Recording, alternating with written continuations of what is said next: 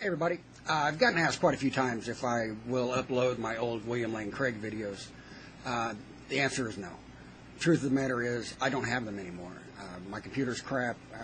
I recently got a external hard drive, and I just didn't save a lot of the old videos that I had, and so I just don't have them, so I can't upload them.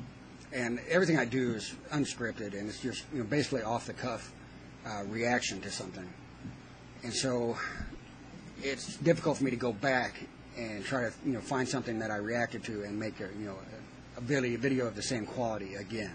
So I can't really go back and redo them.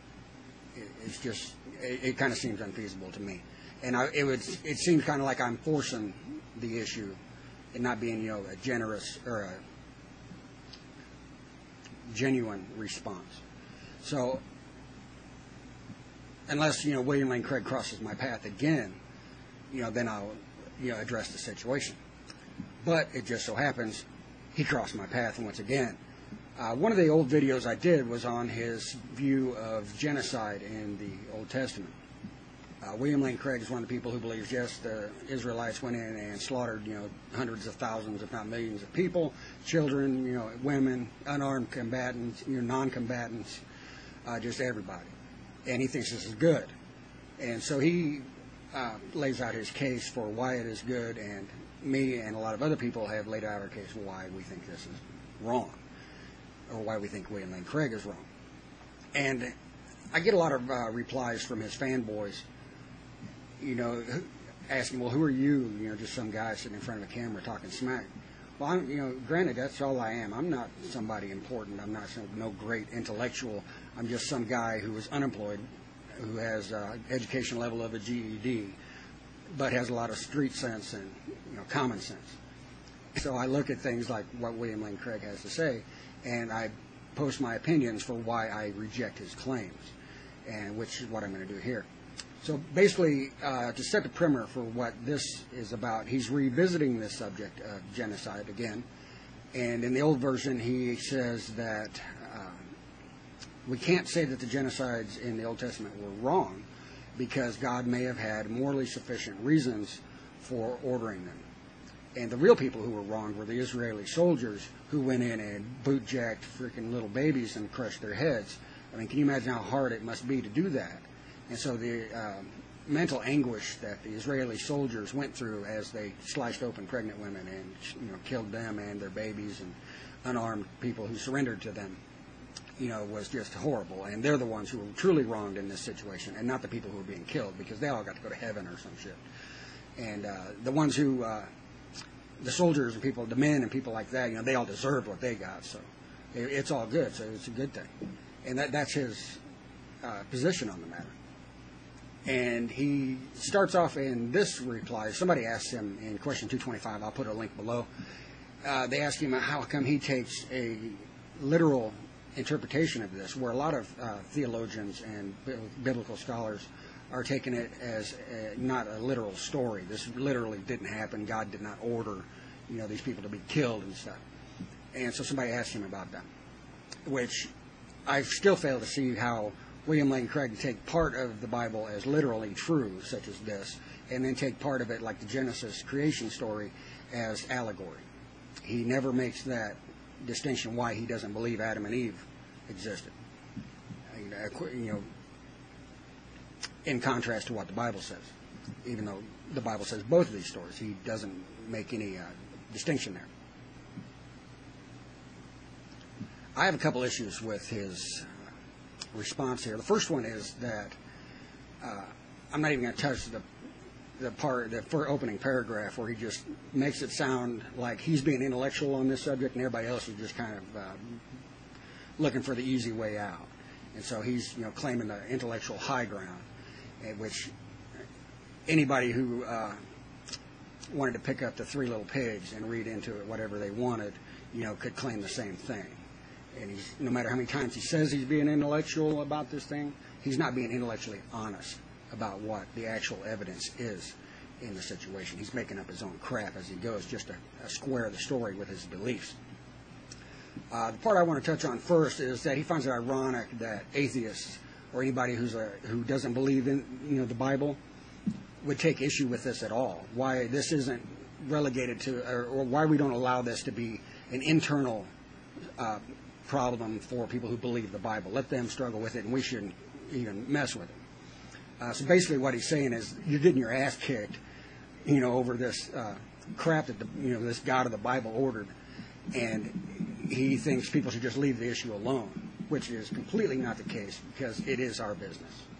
It becomes my business when people like William Lane Craig or anyone else knocks on my door and expects me to believe this and tells me that I have to, obey this book and adhere to the beliefs in this book, when I can open it up and see crap like this, say, hey, what about this shit? Then it becomes my business. And so that's why I take issue with these stories that he thinks we should just leave alone and let biblical theists worry about it. No, you want me to be a biblical theist too, so guess what? I'm going to worry about it before I become one. And this is going to be part of the reason why I don't become one. So let's continue on here, and we'll look and see what his new excuses are. And this video is getting long already, and I hate to make it longer by talking about morality, but that's one of the issues that William Lane Craig brings up here. He says that on the naturalistic view, he pulls out this old canard, we have no basis for objective morality, and so therefore, we can't say anything about this, which is completely untrue, and he's been rebutted on this so many times. And he likes to break it down to such a simple level of good-bad. God's nature is good, therefore anything against God's nature bad. And so that's how we get our morality, which you can completely blow out of the water and say that God is not needed for there to be good or bad. I consider being alive better than being dead. So alive good, dead bad. I don't need God for that. In a universe where God does not exist, would it be possible for people to love each other, or be generous to each other, or be kind to each other? Yes. So those are all good-making properties. So good can exist in a universe without God. His moral argument is completely destroyed and blown out of the water, and has been done so by his peers. And he still trots this out. And so I get bombarded with idiots, and people on YouTube still coming at me in the comment section and in private messages with this stupid moral argument, which is non-existent. So I'm going to dismiss that right off the bat and get to his actual crux of his matter here. Next, he moves into talking about the people who are not taking this literally, such as the book that he endorsed during his debate with Sam Harris. And now he's actually disagreeing with this book, saying that it's not correct. And he's trying to do so on an intellectual ground, saying that this guy's not actually grappling with the intellectual questions being raised. So now how seriously can I take William Lane Craig's endorsement of this great piece of work? And so William Lane Craig's new tactic is to try to spin this to say that God didn't order anyone to be killed. He just ordered them to drive them out of the land so that the Israelites could occupy the land and drive the Canaanites out. Didn't tell them to kill anyone. Where would anybody get this from? Oh, I don't know. How about the Bible? Let's look at Deuteronomy chapter 7, verses 1 and 2. And verse 1 tells who they're talking about, and verse 2 says what to do with them. And when the Lord thy God shall deliver them before thee, thou shalt smite them and utterly destroy them. Thou shalt make no covenant with them, nor shew any mercy unto them. And so Dr. Craig must have obviously missed that in his closer reading of the biblical text. But in case that's not clear enough, let's go to Deuteronomy chapter 20. So here we have Moses relaying God's commands to the people as if they were unclear of the earlier commandment. So in verse 16 it says what they're supposed to do. Thou shalt save alive nothing that breatheth. For anybody who's not following along, that means kill everything. In verse 17 there it says who they're talking about. And once again we see the Amorites, the Canaanites, the blah, blah, blah, blah, blah. Just as the Lord thy God hath commanded thee. So Dr. Craig's assumption that the commands were referring to the tribal kingdoms and they were supposed to be destroyed as nation-states, not as individuals, is absolutely incorrect, and he might want to try reading his Bible every now and then. And then he goes on to say something that is so asininely stupid, I can't even put it into words. It says if the Canaanites would have just packed up and left when they saw the Israelites coming, they wouldn't have gotten killed. So it's their fault that they got killed because they stayed there. I mean, I'm just going to sit here and let that sink in for a second. So if the Native Americans would have just went to Mexico when the colonists showed up here, there would have been no killing of Indians or anything like that. I mean, they should have just packed up and left.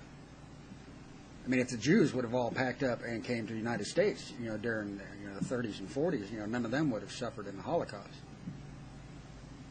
I mean, if the bank didn't have money in it, I mean, people wouldn't rob it. It's the bank's fault that it gets robbed. It's got money. And this is just absolutely so just retarded that he's going to blame the victims. I mean, I can't even put into words how revolting his opinions are. And so Dr. Craig wraps it all up by saying there may have been no non-combatants killed at all. That makes sense of why there's no record of the killing of women and children.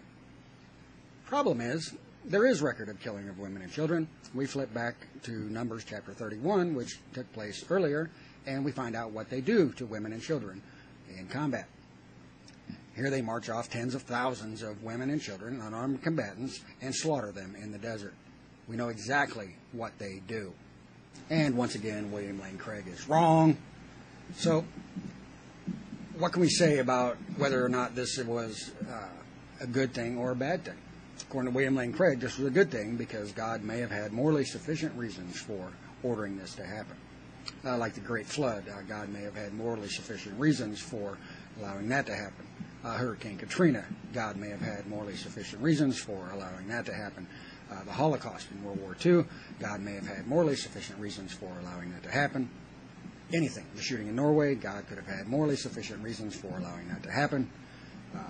If William Lane Craig murders my children, God could have morally sufficient reason for allowing him to do so. The list goes on and on. This is no better than saying God moves in mysterious ways. You just shrug your shoulders about it and say. So William Lane Craig's argument for morality here is actually nullified by his own argument. His answer negates any grounds he has for morality at all, because he has no standard to judge anything as being good or bad, because everything is good, since he believes that all of history is unfolding according to the providential ordering by his God. So he has no grounds to make any assessment whatsoever, where someone like me, who he claims has no grounds, actually I get to reflect on my actions and the actions of those around me, and I get to make that assessment. So the theistic morality argument here is completely nullified by William Lane Craig's own answer, and is just one of the many shortcomings to this intellectual theism that he proposes. So, hope you guys enjoyed that. Take care, everybody. I'm done beating this dead horse.